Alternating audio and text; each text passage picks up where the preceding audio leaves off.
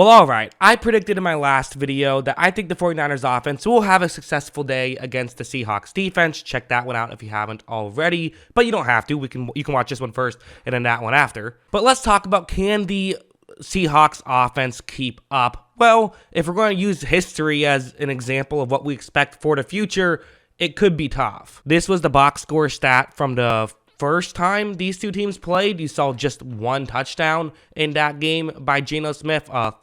31 for 44 completion to attempt ratio but just 238 yards. That's very much not going to get it done against a good San Francisco team. They're going to have to do better than that the next time they play. The running game was also less than spectacular, as Kenneth Walker had under 4 yards per attempt. Couple nice performances from Tyler Lockett and DK Metcalf, but again, with 44 attempts, you expect to pick up some yards, and even that wasn't outstanding. So a couple other guys were contributors, but as a whole, there's a lot that this team needs to work on given the box score stats. Meanwhile, the second time they played, it was actually even worse, as they didn't even score any points in that one. There was 7 points on the board, but that had nothing to do with them. That was actually special teams. So they scored 0 points in that game. Geno Smith, 23 for 30 for 197 yards, so a little better completion or yards per attempt wise. That's okay, but still 0 touchdowns to 1 interceptions is the big one. Tyler Lockett had a big day in this one, over 100 receiving yards. That's definitely good, but as a whole, there was definitely some issues. If we want to look at the Pro Football Focus grades from that second game, we'll talk about the second game a little bit more when we get into the film. That's most of the film I'm going to show you is going to be from that game, simply because that's the most recent time these two teams played. Most of the guys that played in that game will be playing in the playoff game. You see at the top, not a lot of great stuff here. Geno Smith was at the top of the list, but still with a grade of just 65.8, which isn't very good. So, yes, there was some good, it's good that your quarterback is that high on the list. It's good that your running back is that high on the list. But when they're still not actually getting much going there, it's still definitely concerning. You have some rough grades towards the bottom, although, not too many terrible grades, with the exception, of course, of left tackle Charles Cross, who really had a tough day at the office. If you look at the San Francisco guys and their Pro Football Focus rating, you can see why, as Nick Bosa had a grade over 90 in this one, which is, again, Nick Bosa is very good. He's going to do that to people. You expect him to do that to people. But still, it's worth noting that on this list, San Francisco had 11 of their 18 total guys with a higher grade than the best, highest graded player for Seattle, which was Damian Lewis, their left guard. So definitely, it was a rough day at the office for Seattle. But what happened? What is the film, and what can we learn from it that maybe Seattle can do better the second time they play? And is there hope for Seattle? Well, for one thing, it was stuff like this, which is, San Francisco loves their zone coverage. A lot of cover 3, cover 4. They're one of those types of teams where they pretty much just do this, or they put a safety down in the box, and then it's similar to this, but with one safety more over the middle and then one safety less further deep, right? But since they have 2 safeties deep, over the middle should be a little bit more open, so the route kind of going over the middle is something Smith is going to look at. Smith does take the snap. He is going to look in that direction, and you see that he could make this throw, but that's risky. San Francisco has a lot of playmakers, and if you take a chance, it could backfire quickly. He doesn't want to do it. Meanwhile, Noah Fant is looking as though he is about to get open, so going there instead,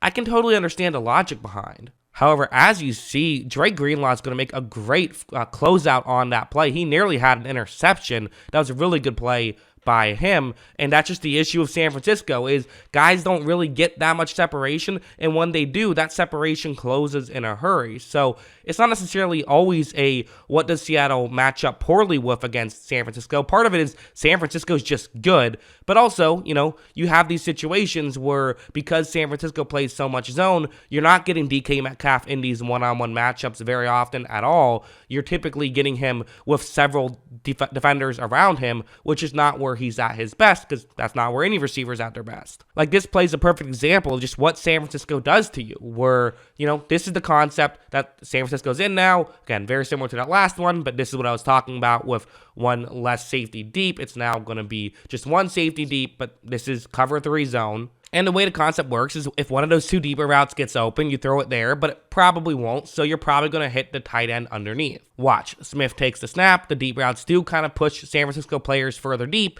as to where now you throw to your tight end, you pick up some yards, you hope you pick up the first down here, as it is third down, you have to get to the 45-yard line, but throwing deep down the field, that's just not going to get open. If you wait for something to develop, it's probably a bad situation. Hit the check down, hope that he can break a tackle. However, as you see, not only would they not get the first down, they barely get any yards at all. That was just a gain of 3 in that situation because San Francisco can come in and tackle so well. They kind of force you to play their game, and they will beat you at their game. You cannot try and play their game, but what else are you going to do? I mean, there's only so many options you have, and the first of which, I think there are some counters. I think there's things Seattle can do. For example, something like this, which they tried in this game a little bit, but I think that this is definitely something you got to try more the next time you play them, where it's going to be a quick wide receiver screen, which is smart, right? You see how it can work, and if a team is going to be playing in zone coverage a decent amount,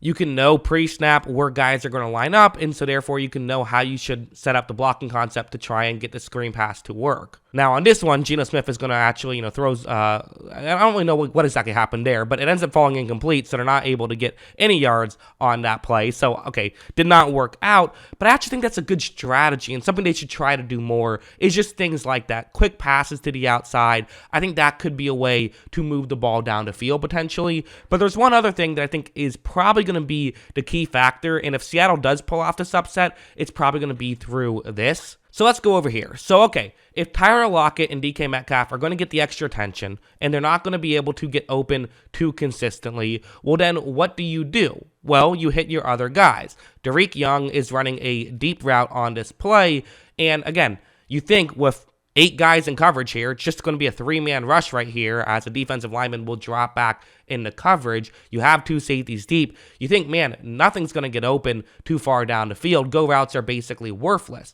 However, in this situation, Seattle has 4 eligible receivers lined up towards their right. Young is the only guy lined up towards his left, and he's very far over. He's outside the numbers. And so in this situation, this is kind of how you can set up a one-on-one matchup. Now, if DK Metcalf was over there, he'd get the extra attention. You wouldn't get a one-on-one matchup. But again, it's Derek Young. It's not someone you're paying as much attention to.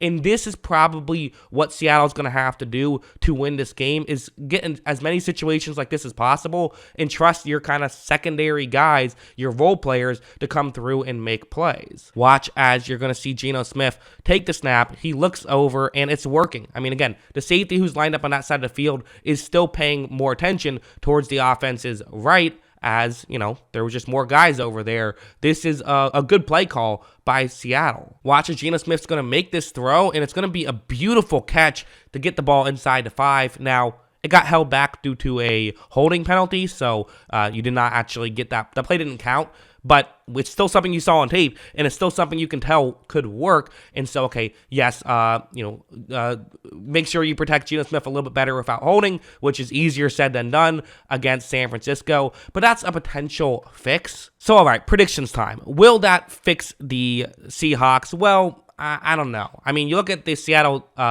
offense, points per drive on the season, it's 2.24, but San Francisco's is the best in football at 1.48. That's incredibly low. The first 2 times combined, it was 0.65. Of course, the 0 points in 9 drives game, the most recent time they played, is the most notable one. Even the first time, though, it was not very good at just over a point per drive. I think Seattle will try to get the running game going. I don't think it'll work out too well, to be honest. I think those secondary receivers are going to have to come through. The issue is that outside of DK Metcalf and Tyler Lockett, they haven't had a ton of consistency in that area. And I also think that it's only going to work to some degree. So I don't think this is going to be a great Seattle offensive performance. I just don't. My points per drive prediction is just 1 point per drive in this game, which would be 11 points in 11 drives. Listen, I would love for this game to be competitive, and I do think there is hope. But again, It's talking about how it can happen. It's football. Any team can pull off the upset.